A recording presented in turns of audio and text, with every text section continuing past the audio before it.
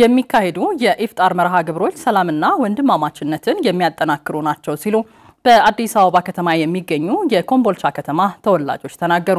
ተወላጆቹ ኢፍጣር ለሰላም በሚል መሪ ሐሳብ የእስልምና እምነት ተከታዮችን አስፈጥረዋል። ድልነሳ መንግስቴ ተጨማሪውን ይዟል።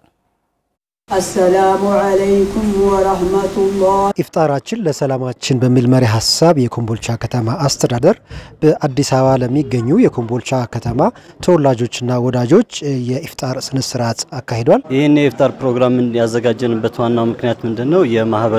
የማህበራዊ ሴታችንን ለማጠናከርና አብሮነታችንን ማህበረሰቡም ምን አይነት ስሪት እንዳለው ለዓለምም ለሀገርም ለማስተዋወቅ ይረዳን ዘንድ ሙስሊሙ ማህበረሰብ እንደምትመለከቱ ረመዳን አስመክቶ ያፈጠረ ስለሆነ ያለው ክርስቲያን ወንድሞቻችን ደግሞ እነሱም እኛን ያስተናገዱ እነሱም በፊናቸው ደግሞ እነሱም እየተመገቡ አንድ ላይ አብሮነታችንን ረመዳንም አብይ ጾም እንደመሆኑም አንድ ላይ አብሮነታችንን የተሰራንበት ስሪትም ለዓለም ያስተዋወቅና ያለና የከተማ አስተዳደሩ ምክትል ከንቲባ አቶ ወንደሰን በኢፍጣሩ ላይ ተገኝተው ዓላማውን ነግረውናል።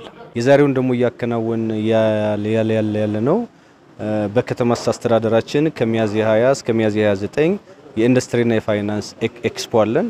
በዛ ኤክስፖ ላይ የወሎና አካባቢ ነጋዴዎች የሀገር አቀፍ በሚገኙ እዚህ አዲስ አበባ ላይ ተቀማጭነት ያላቸው ነዋሪዎች ወደ ከተማችን መጥተው ኢንቨስት እንዲያደርጉ የከተማችንን አጠቃላይ ሁኔታ እንዲገነዘቡ በሀገራችን ያለውን የኢንዱስትሪ እንቅስቃሴ ወደ ከተማችን መጥተው አጋዥ እንዲሆኑ እዚህ የፊጥራን የምንጨዋወትበት ምሽት ነው ማለት ነው። በዚህ ኢፍጣር ላይ ያገኘናቸው ደግሞ ስለ ኮምቦልቻ ስለ ወሎ አብሮነት አንድነት ለኢትዮጵያ የሚጠቅም መሆኑንና አስተዳደጋቸውም ያንን የሚያሳይ መሆኑን በዚህ ኢፍጣር ላይ ደግሞ በተጋሩት ማዕድ ለማንጸባረቅ መሞከራቸውን ነግረውናል።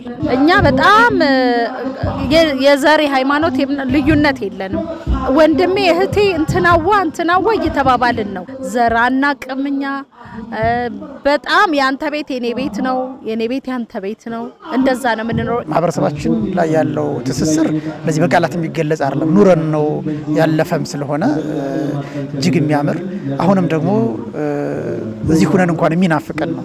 ዛሬም እዚህ ስንገኝ እስከ ዛሬ ያሳለፍነውን ድሮ ብለን ያወራነው ዛሬ ላይ እንደገና አስተዋውሰን እንድንኖረው ብለን የመጣ ነው። ወሎ ሲባል ያው ስብጥር አይደለ የተለያየ ማህበረሰብ ያለበት ትንሽቷ ኢትዮጵያ ምሳሌ ነው ወሎና ያን የምታኔበት ሁኔታ ነው። የእስልምና ሴት የክርስትና ሴት የሙስሊሙ ሴት ነው።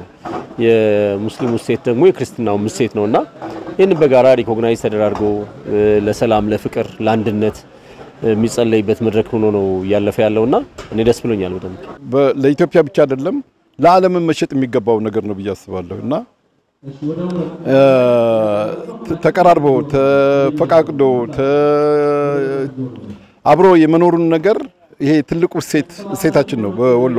ኢፍጣራችን ለሰላማችን በሚል መሪ ሐሳብ የተዘጋጀው የኢፍጣር ስነ ስርዓት ሙስሊሞችም ክርስቲያኖችም በጋራ በአንድነት የተሳተፉበት በተለይ ደግሞ ይህ የረመዳንና የአብይ ጾም በጋራ የዋሉበት ጊዜ እንደመሆኑ መጠን አሁንም አንድነታችንን የሚነጥቀን የለም፣ ሁሉም ኢትዮጵያውያን ከኛ ሊማሩ ይገባል የሚል መልእክታቸውን አስተላልፈዋል።